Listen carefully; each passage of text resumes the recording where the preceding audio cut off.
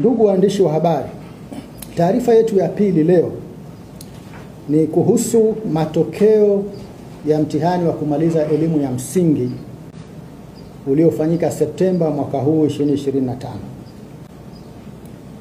Baraza limeidhinisha kutangazwa rasmi kwa matokeo hayo katika kikao chake cha 168 kilichofanyika tarehe 1 Novemba 2025 katika ofisi hizi za baraza.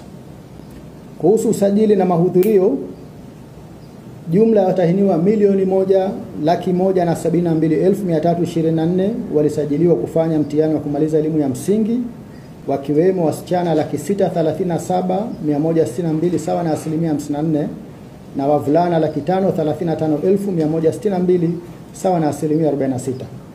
Kati ya watahiniwa waliosajiliwa, watahiniwa wenye mahitaji maalum walikuwa 4,682 sawa na 0.4%.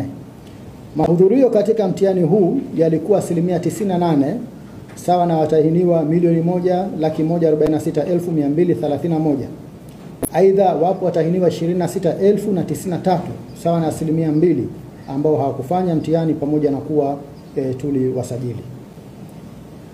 Ufaulu kuhusu mtihani huu, matokeo yake, takwimu zinaonyesha kuwa ufaulu wa jumla umepanda kwa 0.93 na kufikia 81.80 kwa mwaka huu 2025 kutoka 80.87 ya mwaka 24 na 80.58 ya mwaka 2023.